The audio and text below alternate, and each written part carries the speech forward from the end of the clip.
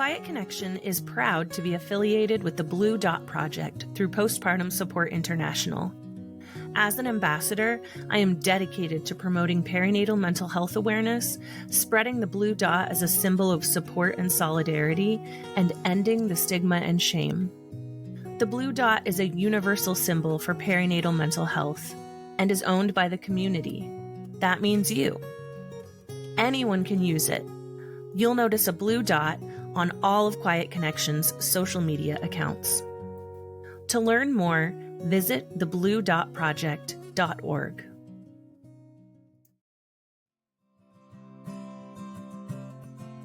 Welcome to Quiet Connection, a podcast dedicated to ending the stigma around postpartum mental health. I'm Chelsea. Today I'm connecting with Betti, a mother, shamanic healer, and facilitator of the Work That Reconnects. Betti shares her powerful journey through despair, traumatic birth injury, and abandonment wounds, and how she found healing through shamanic practice, community, and parenting with honesty. This is a conversation about resilience, divine connection, and the permission to feel all our emotions. Here's Betti.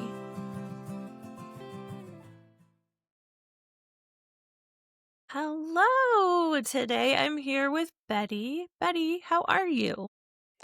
I'm going to be really authentic. I am ecstatic in this moment and also heightened emotionally because my ex-husband is moving out today and we've lived together for almost 4 years post-divorce decision. So it's a big, huge deal. And I had no idea when we scheduled this that was going to be happening today. Like the moving truck is literally in the driveway. Yeah, that's a lot. It's huge. That's a lot. I appreciate you being here while also navigating that. That is a huge life transition. It's huge. It's a big, huge energy shift for me that is going to be amazing. I just feel it, you know? Yeah. Yeah, that's huge. And again, thank you for being here and for being willing to share Mm, yourself and your life with us. As you know, I like to have my guests introduce themselves because I find it's so much nicer than having me read a list of things that I kind of know about you. So, if you would, could you sort of let us know who you are today as well as who you were before becoming a parent? yes. So who I am today is I am a parent of 2 boys. They're 13 and almost 17. And I'm also a shamanic healer. And what that means is that I have learned this skill of allowing a part of my spirit to safely leave my body and travel into the spirit world to communicate and interact with my spirit guides. And my spirit guides provide the guidance, the healing energy, the love, the transformative experiences that I'm seeking, whether it's for myself or for a client. So that is what I do. That's what my spirit is here for. That's why I came this time around. I also work with despair work. So there's this beautiful body of work called the Work That Reconnects that was developed by Joanna Macy and many of her colleagues, basically from the year that I was born, 1978. And I only found that work when I was, I think, 37, even though I needed it all my life. And it's this process of bringing people together in a group to talk about our despair for the planet, for what humans are doing to each other, and all our relations, all the other beings. And it's this beautiful witnessing others in despair so that we know we're not alone and being witnessed. And it's incredibly transformative. So that'll lead me right into who I was before I had kids. So from about the age of 7, that's when I became aware of endangered species. I lived in despair and depression, again, about what humans are doing to the earth, to each other, and didn't know that I was I knew that I was despairing, but I didn't really have a context for depression. And it was only once I found my shamanic path and this work that reconnects that I was finally able to pull myself out of that depression and despair. So for the bulk of my life, I knew from a very young age that I was not going to have kids because I knew better, because I was not going to add humans to the problem on the planet. And I didn't wanna bring other spirits in to have to experience and endure what's happening here. But obviously that changed because I have these 2 boys, and, what changed is that I came to believe that raising kids in the right way, in air quotes, the way that I thought, was the best way to raise kids, would actually have them be contributing to the solutions to our problems rather than to the problems themselves. And so, my journey was very much one of moving through doing well in school and getting a BA in environmental studies, kind of in the early days of that even being a thing. And from there, straight into a PhD program. And I was studying global food systems, like the genetically modified foods, all the toxins in our food systems. And so I was just very zeroed in most of my life, pretty much my whole life, on all the negative, all the bad things. And that it's a really difficult burden to carry that. And I've actually really recently learned in one of my shamanic journeys that I have basically in my life sort of been an antenna for the collective pain. And that that's hard. That's hard to carry that. Yeah. Mhm. Yeah, that is so much, and I think it probably will speak a lot to your parenting journey. Like, for you to be so open and vulnerable and saying, like, "I was not going to have kids." You were carrying so much from such a young age. When and how did that shift happen? I mean, you were really doing some incredible work, like inner work and work to improve the world around us. When did the shift change to, okay, I think I will have children and bring souls into this world? Yeah, so well, and the inner work started when I hit bottom, which is when my youngest was 3. So the inner work started after having kids. And I think kids are kids help us hit bottom. Yeah. They Yeah. really they really help us hit bottom. So my during that PhD program, I wanted to learn how to do the opposite of what I was criticizing. So I wanted to learn how to grow food without all the poisons, without the genetically modified seeds. So I ended up applying for and being accepted into an organic farming training program in California. And I went there for a 6-month apprenticeship, and then I was hired to stay as a teaching apprentice for a year. So I was there for a year and a half. That's where I met a woman who became a close friend who germinated this idea that really is something that my spirit really desired, which is intentional community. Mhm. Um, Being on that farm, we lived on site. Well, I lived on site for a year and a half, and it was a situational, intentional community, and I had never experienced that before. And so then that is also the place where I met my now ex-husband. And being in that kind of microcosm of this amazing different way to live on the planet is what made me feel like, ooh, I can do this. And the other important thing is I met another woman who was who was very vocal about breastfeeding, attachment parenting, home birth. These things were all new to me. I knew I was terrified of hospital birth, and my mom had horrible experiences with that. And I will be talking about my mom some as well.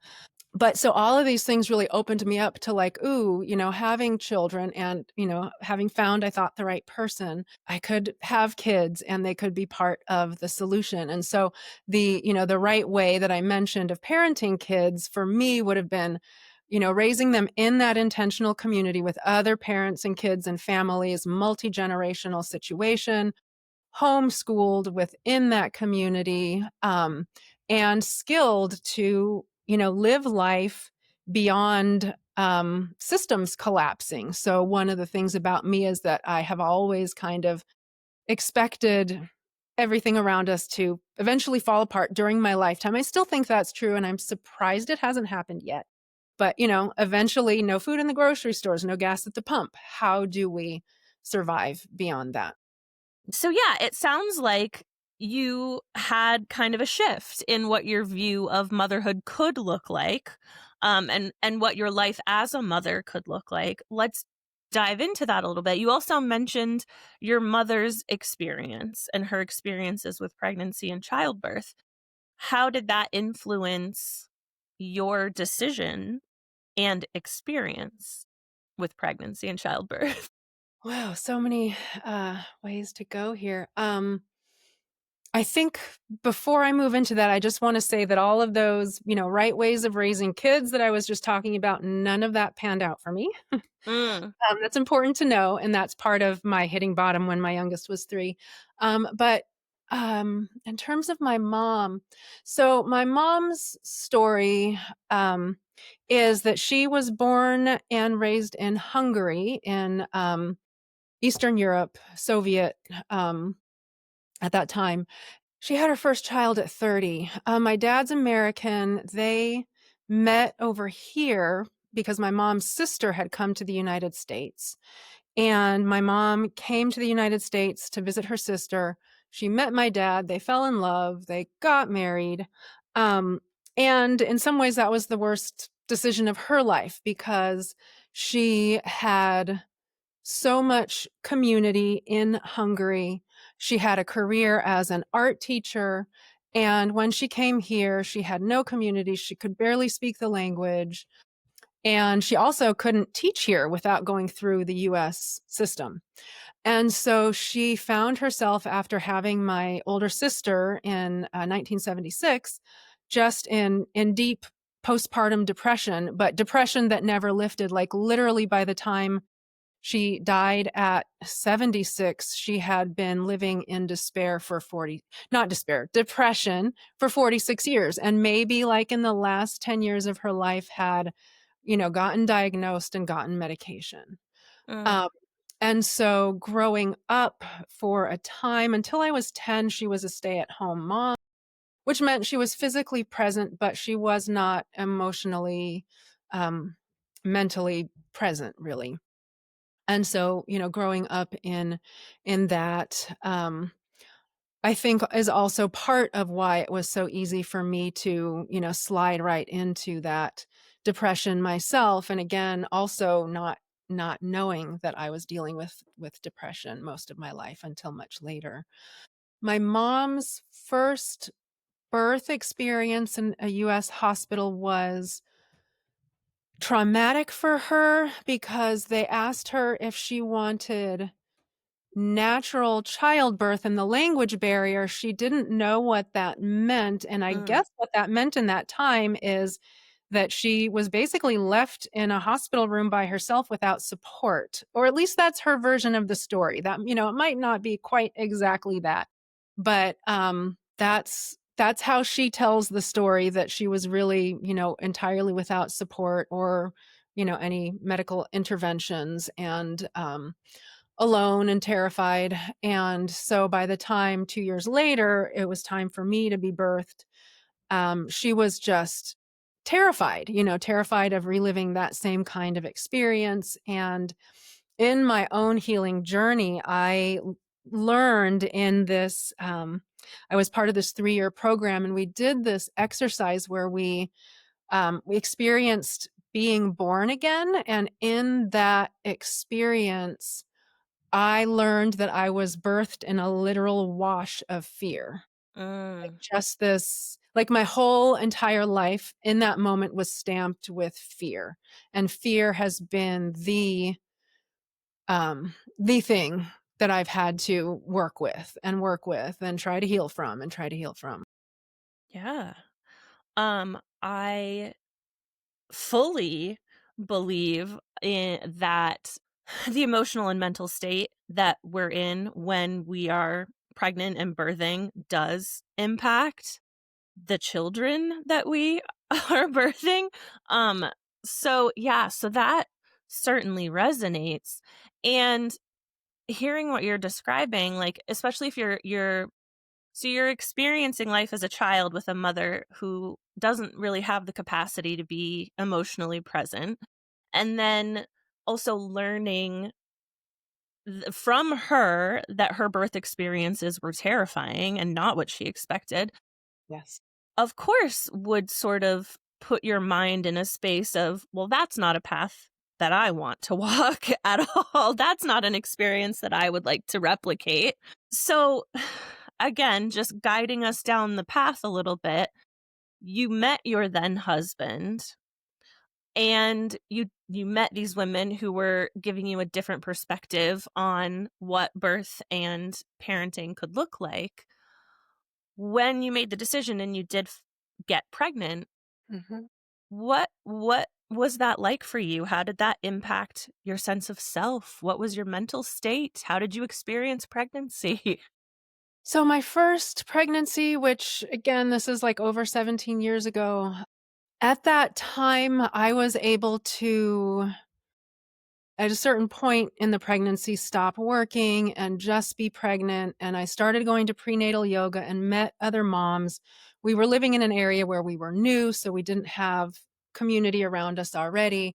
I met a great group of other moms, and then, we were all having our first babies, and I was able to just be at home with that baby. So that part of it was great. But I do remember the long labor. I don't remember the exact number of hours, but it was something like 36 hours. And I tore a little bit when he came out. It was a home birth. Loved my midwife. Long, hard labor. And as soon as I was holding this human in my arms, I was like, oh my God, I have no idea what I'm supposed to do now. Even though I'd read so many books and all of that, right? Like holding this human in my arms, I had no idea how to navigate this, what's next, how to take care of this human. And I also had no I grew up not being around babies, not being around, younger cousins or this or that. I think a lot of people have that experience when we're not living in any kind of multi-generational situation, or we're not living near our families and extended families and that kind of thing. So I had no experience. Something that you're alluding to, and you're not just alluding to it, you're kind of saying it flat out, is this sense of community. And it seems like you sought that out as soon as becoming an adult and as soon as going like striking out on your own and through your schooling, you wanted that community living, you wanted that community, just the village. The village doesn't just exist, like, well, the village doesn't exist for we say that a lot. The village doesn't exist for parents, but Doesn't. the village that you were seeking, and like you said, you had this beautiful home birth and you were holding this baby and you were like, what do I do next? You're in a place where you didn't have that village that you previously were cultivating. So you said you met some people through yoga and through classes like that. Were you able to build a community of support, or were you kind of just navigating this with your partner? Did have a bit of a community of support in that place and during that time until um, that child was a year and a half. And let's see. Oh, I am wanting to say, maybe step back for a minute because it's just so in my brain that, like, just this very clear moment of like, oh my gosh, when this one was still an infant, when am I ever going to have a hot cup of tea again? That hot shower, right? Like it was Yeah. so hard to take care of me during that time. And I know that comes up on your podcast all the time. Yeah, it's just so striking that it's so hard to take care of ourselves when the little ones are that young. And my ex did have he had a little bit of paternity leave. This was in California, and he was working for a state college. But then, he went back and it was just me, and I don't think I left the house for, like, 6 weeks. Like, I Wow. don't think I yeah, I just didn't I guess I didn't have to, which I'm grateful for, but I also just couldn't even imagine, like, putting this child in a car and going somewhere. And so there was a because of that, a little bit of a pause in, cultivating community around myself. I don't remember, probably some of the women and their babies came over. I don't really remember. And then that dream, that intentional community dream, we were living in California and owning land to start an intentional community and an organic farm was just not feasible because of the cost of land in California and also because of the water situation. And the fires were not terrible yet at that time.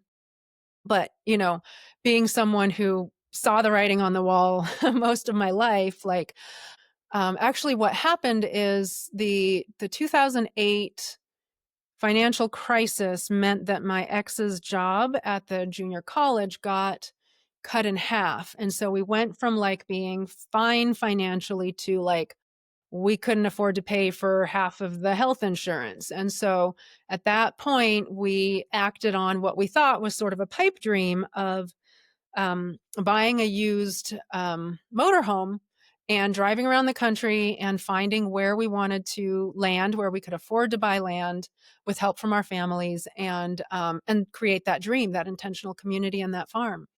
And so in 2010, we spent the summer of 2010 driving across the country, and we ultimately landed in August of 2010 in Trumansburg, New York, which is where I am now and where we found 105 acres to try to create this dream.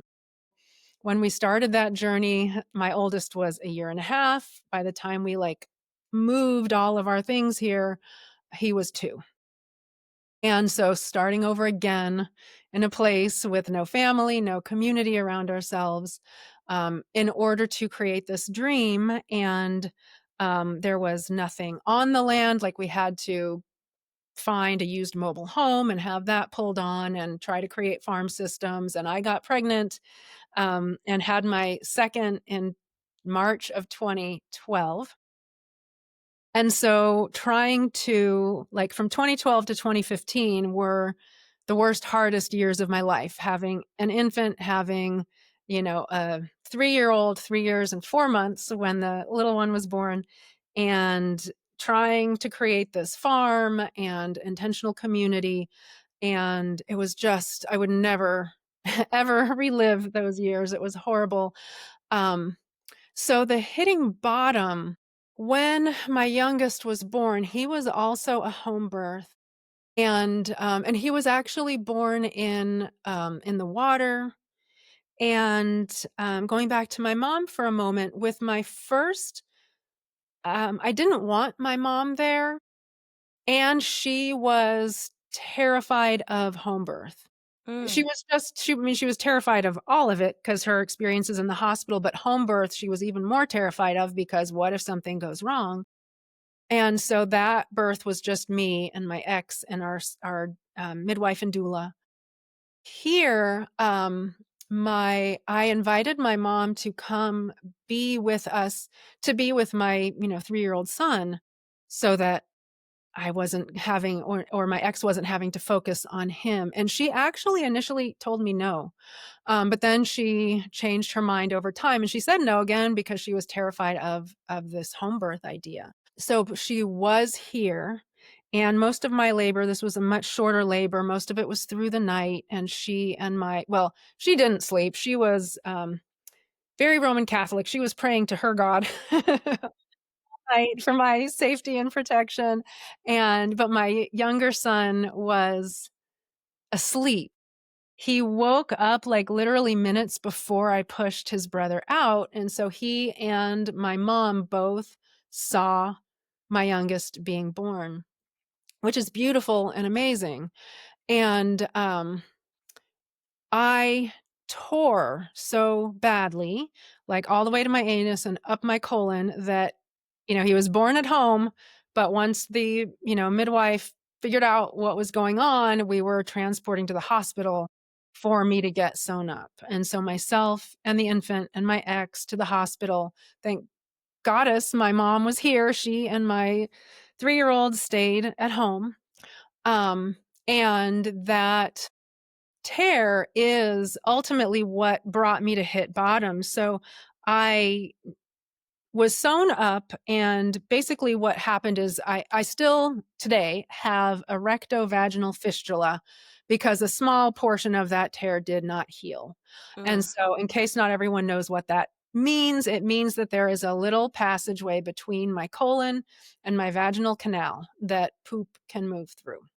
And so after, the healing that was going to happen happened, I knew that there was something wrong down there, and, like, that was the terminology, even though I tried to, Yeah.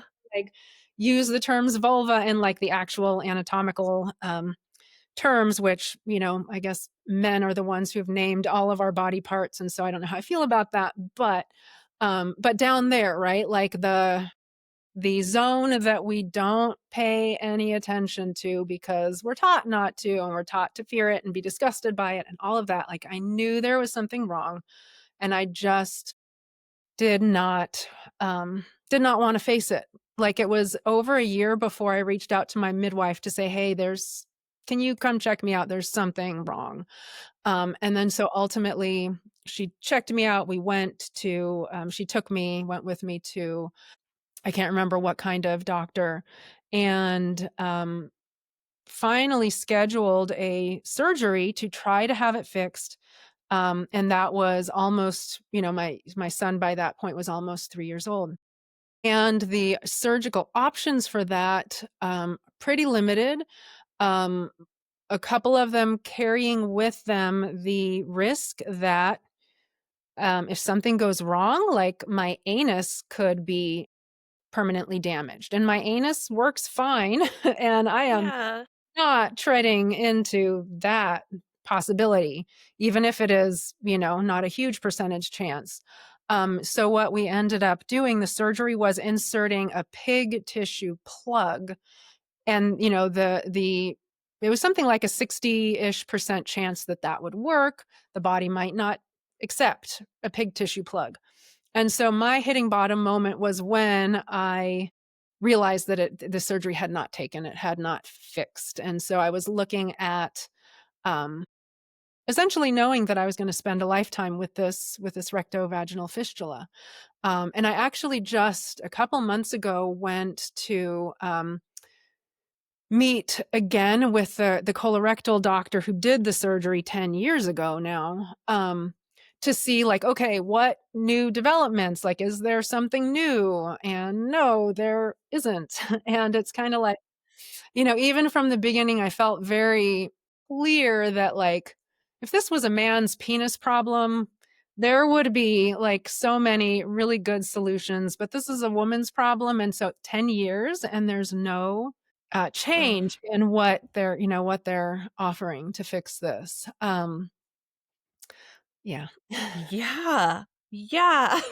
That was like, so for listeners, that was like, oh, that was like a deep sigh moment there. Like, that's so much that you just encompassed into like 3 to 4 minutes. Like, you talked about having a child, uprooting yourself from a place of just barely starting to build a community to a new space where you don't have a community again, trying to build that community again, finding yourself pregnant, having another child, and then experiencing what is birth trauma. Like, yes, you had a home birth, and it sounds like um the experience of having your older child and your mother there was beautiful, but you experienced something that has now continued throughout the rest of your life, or has continued to affect the rest of your life.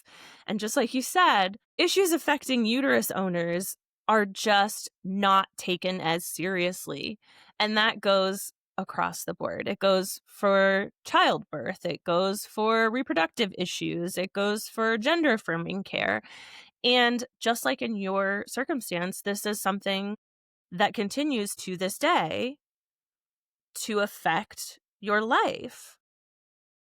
So as you're experiencing these things and you're navigating new motherhood, you had mentioned your mom was there with you this time, like we said. Were you able to start building any sort of support network during that time? Mm. Not let's see. A little bit, but I would say mostly not yet. When we first landed here and before I had my second, I did meet, a couple women who had young kids and hung out with them some. But then I had my second and and we were trying to it's really hard. Farming, small farming, organic farming is notoriously hard. And so just the realities of the life that we were choosing to live meant that we didn't have a lot of time for people, for friendship. And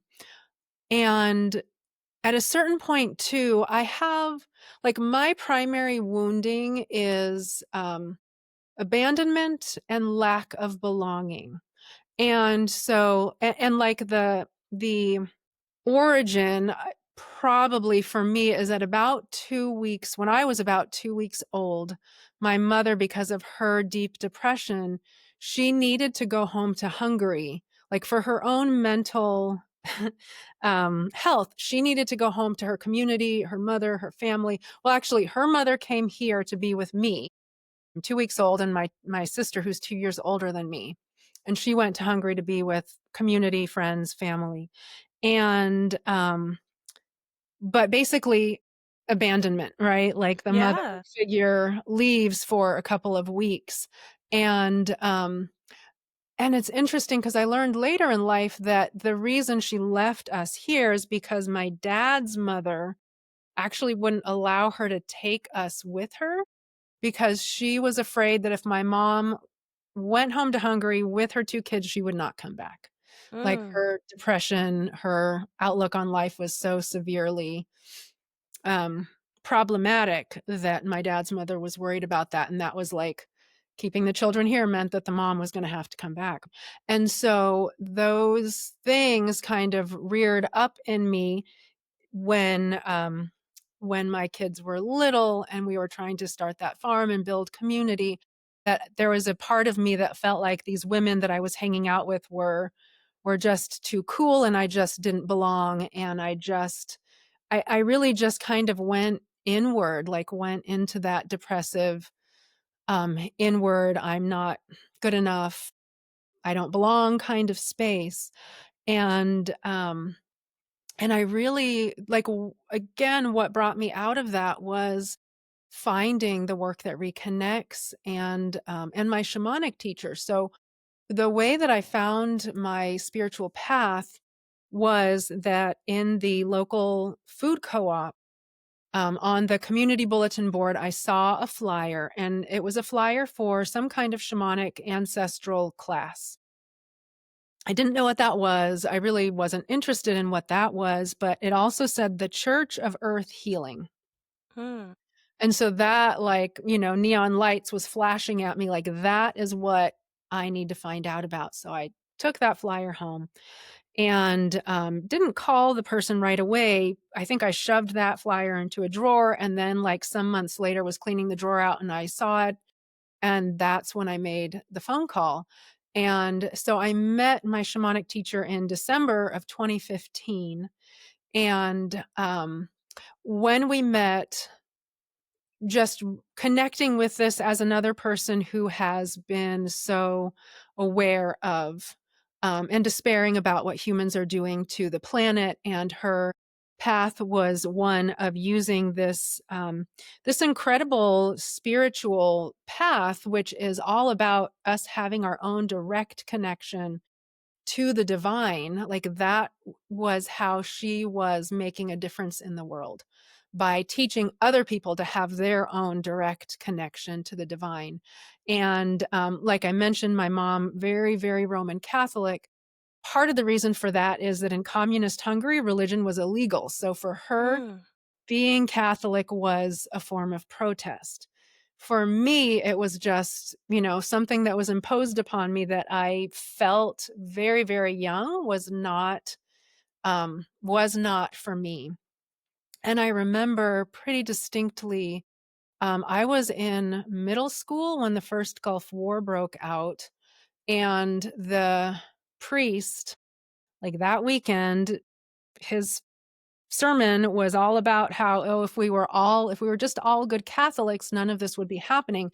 And even, at that young age, being in middle school, I was like, no, actually, what you just said is why this is happening, right? It's the intolerance of other religions. I mean, and at that point, I wouldn't have understood the oil and the money and the global economy, but like I understood that like the religious intolerance was part of why this was happening.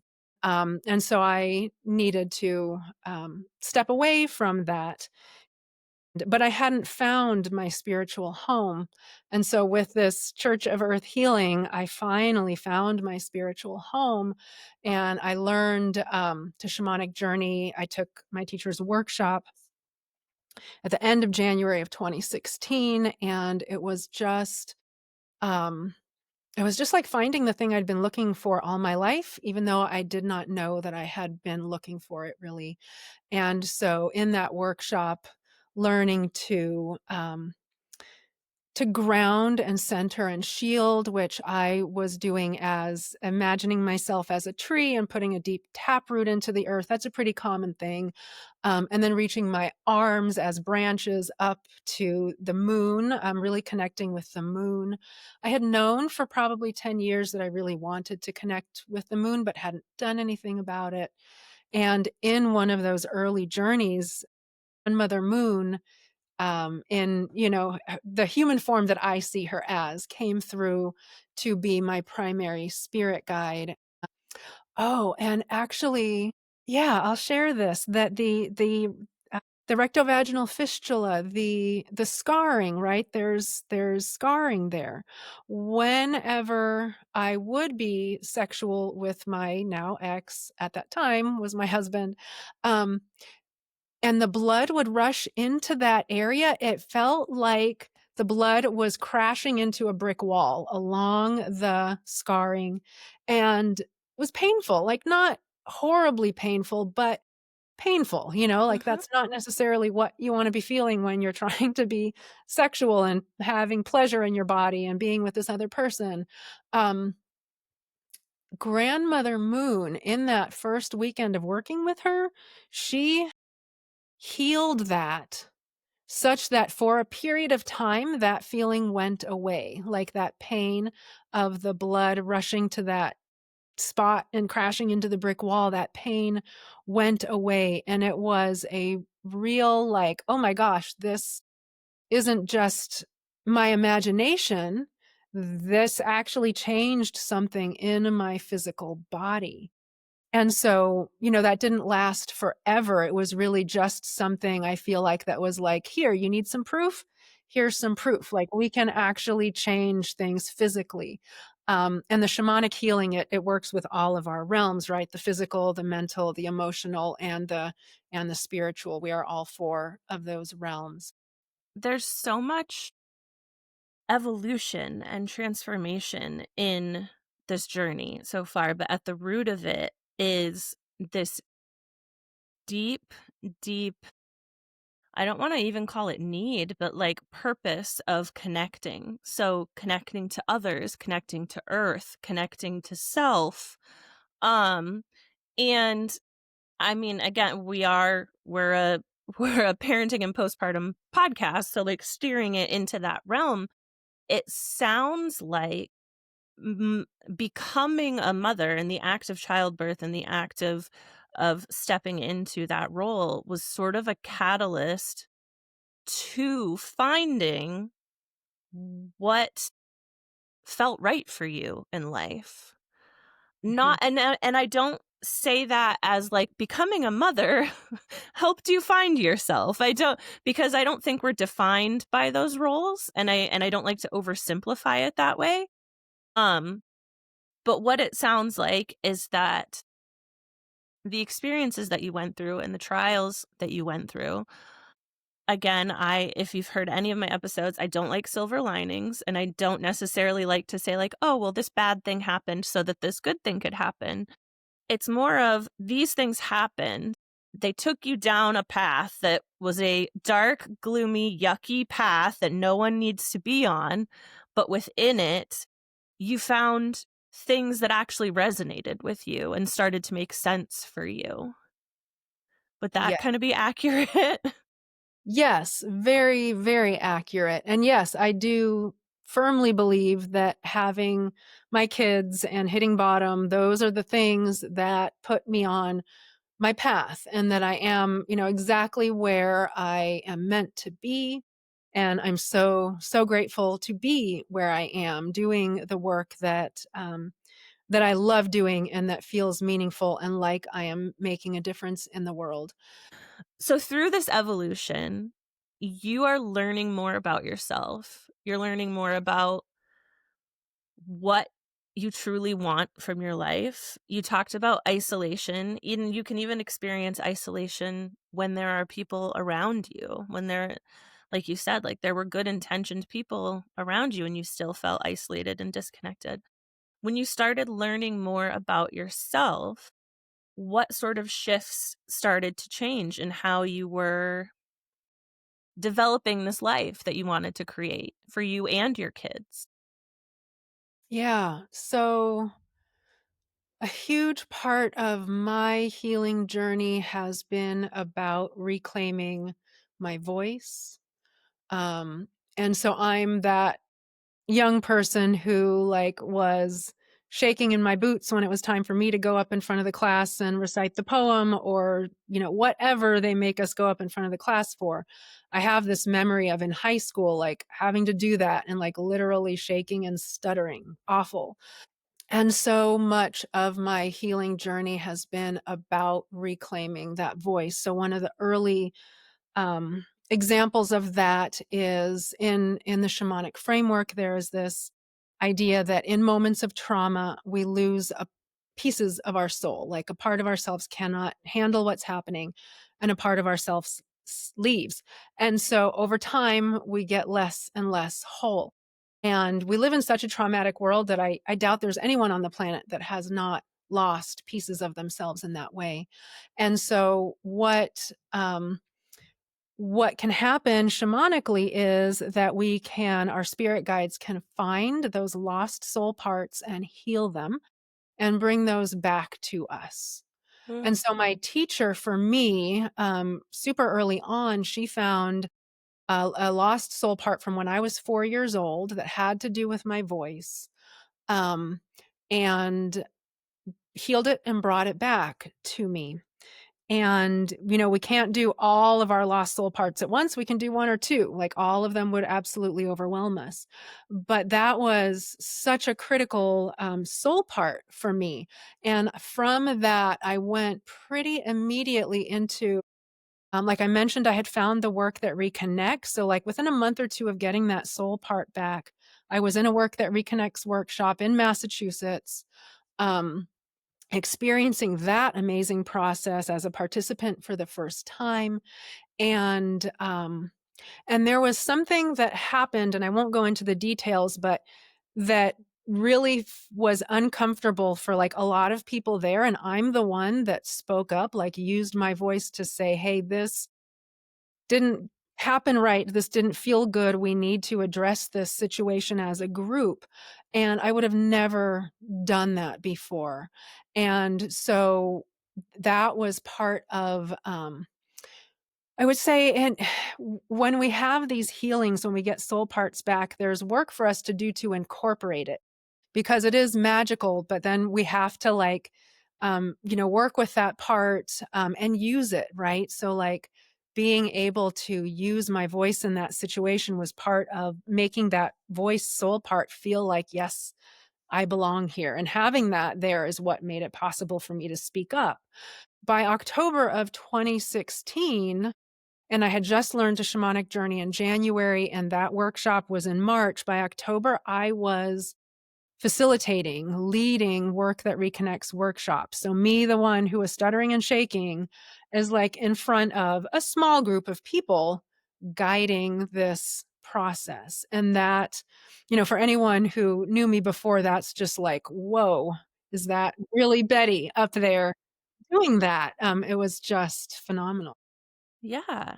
Another huge evolution and part of reclaiming these parts of your soul through this journey. I'm super curious what and again this it would be your perception of how your kids experienced all of this. Like what were your kids' thoughts of all of these evolutions that you were navigating? That's an interesting question. Um, I when I was just learning to shamanic journey, so 2016, so the young one would have been 3, 4. So 4 and 7-ish. I pretty quickly started to teach them. Like, I would take them on guided journeys, and at that age, they were so excited about animal spirit guides, right? Some of Mm. the spirit guides we work with are animals. Um, and we can work with, animals, plants, goddesses and gods, ancestors, like there's so elements, water, fire, earth, and air. There are so many spirit guides, but they were like, ooh, the animals. They were so excited to go on these journeys and meet a new spirit guide, a tiger or a bear. Um, and so they were doing it alongside me to some extent. And my own struggle, because again, part of my abandonment wounding with my mom, when I was 10, like I mentioned, she couldn't get a job as a teacher without going through the US school system, but she could start her own small private school. And she did that when I was 10. And then suddenly we were like stay at home mom to like mom is just always at the school, like 24/7, almost literally. And so that's another layer of the abandonment piece.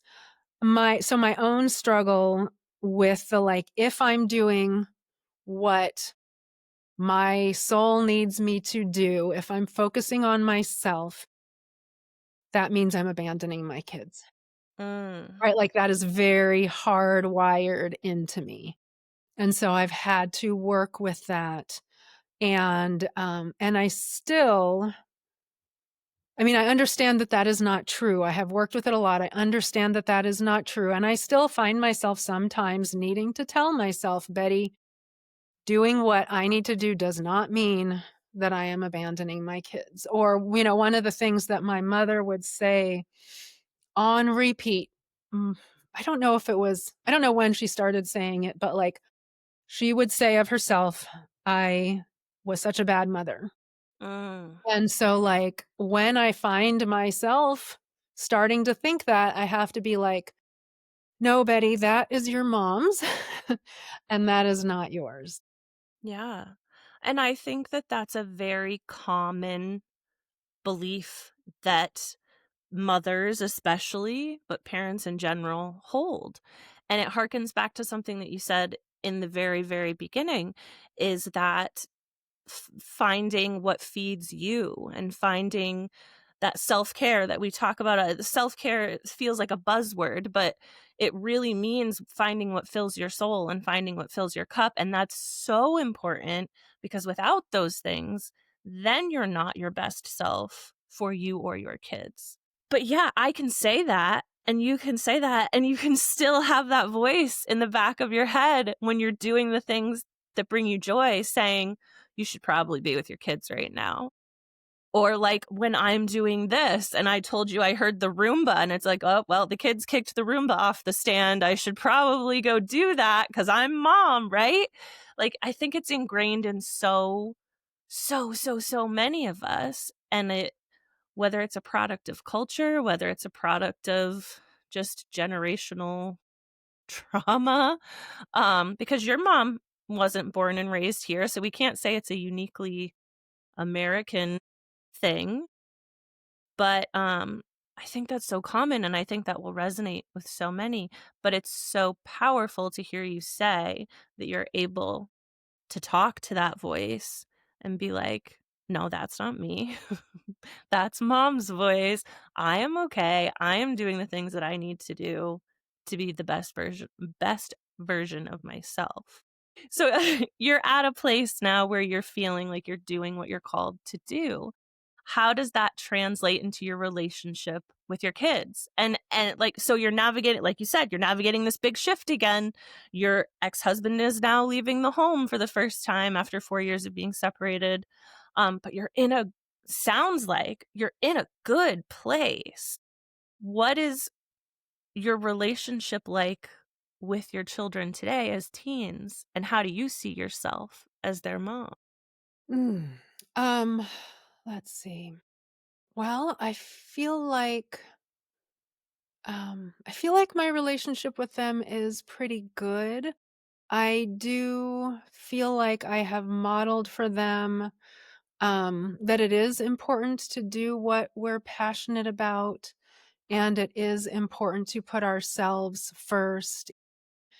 Decisions like ending an 18-and-a-half-year relationship. I will say that because we lived together for these almost 4 years, that has been so, so good for our kids because nothing in their world changed. And now at 13 and 17, they're just excited for their dad to have this new place, which is actually in town, walkable to school and friends, and we've always lived 5 miles outside of town. And I'm also wanting to bring in, well, there's the whole we share, the whole queerness journey. So post-divorce decision, I started identifying as bisexual in June of 2023, and that is when I met this amazing woman who is now my partner. We've been together for over 2 years.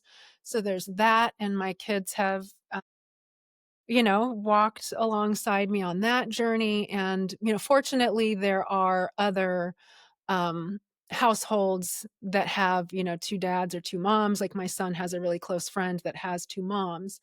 And so, and even well before realizing that I was queer, the conversation with my kids from an early age was always that, like, it's okay for you to be in love with a girl or a boy. I mean, we're still talking in binaries, but that was always there for them. And so, I'm modeling that that really is okay. And um, the I'm wanting to bring in that work that reconnects, that despair work that I do, because I've just started a queer despair and resilience circle, which is a once a month, 2.5 hour online opportunity for queer people to come together and just really be raw and real and feel and express.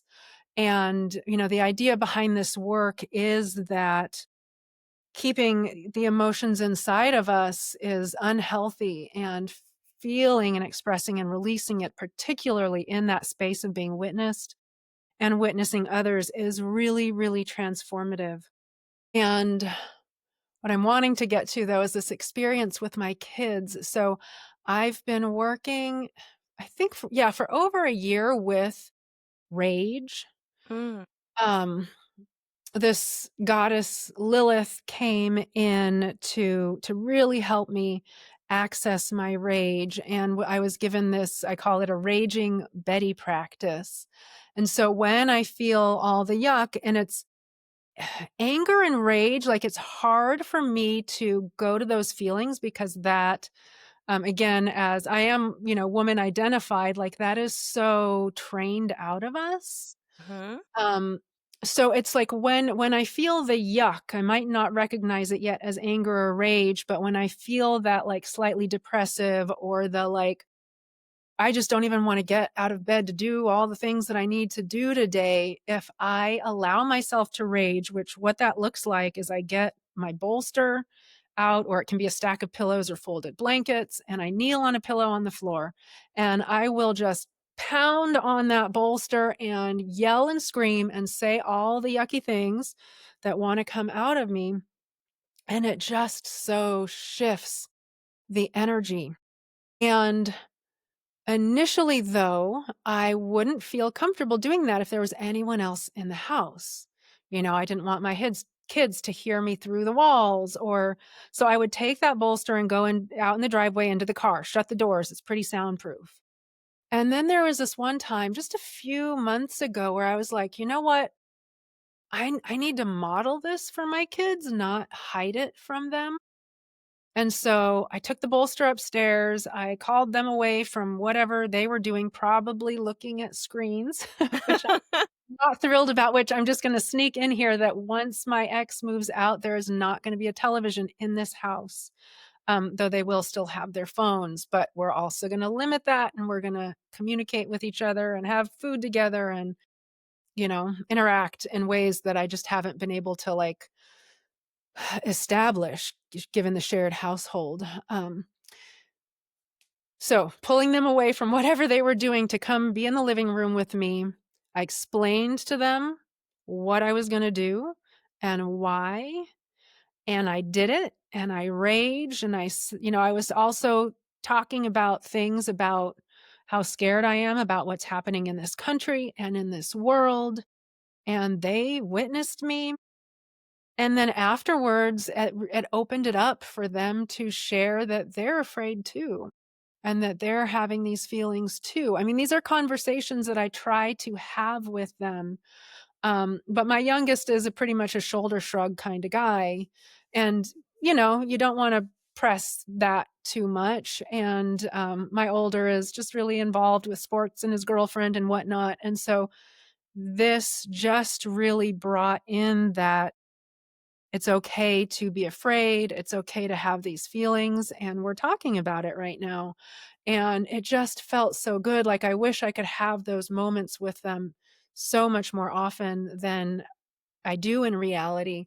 And after that conversation, my older son pulled me into this like 10-minute hug. I mean, I didn't time it, of Mm, course, but it was like probably a 10-minute hug. And it was so incredible. It was so incredible. yeah. I I'm envisioning that, and the vulnerability is something that I don't think we allow ourselves as parents and especially as mothers to feel, to experience, and that's so powerful. That's so powerful. And like you said, modeling in whatever form it looks like. For you, it looks like getting the bolster and just letting it all out. And for someone else, it may be just crying. Or it may be journaling or playing music or whatever it is, but modeling that for our kids and letting them know we're human. We're feeling these things, and it's okay if you're feeling these things too. We can feel them together. And I'd love to sneak in there, because what I'm really seeing right now, knowing that most of your listeners have young kids, not the 13 and the 17, but if you have a young kid that's having a tantrum, like, what if you pulled out the pile of pillows and sit next to them and you have a tantrum right alongside? And that's like showing them that that's okay, and that you can do it too. And you might actually be feeling all those feelings. So this is hard to have a kid that's having a tantrum that we can't make stop have a tantrum. And maybe we Yeah. don't need to make them stop. Maybe we need to tantrum with them, and then we both move all the energy out of our bodies. I am a again, I don't tend to like give advice or things like that, but like I'm a firm believer in behavior as a form of communication. And if you can get those feelings out in a safe way, Yes. together, instead of being like, "Okay, this needs to stop now." Like, you gotta stop.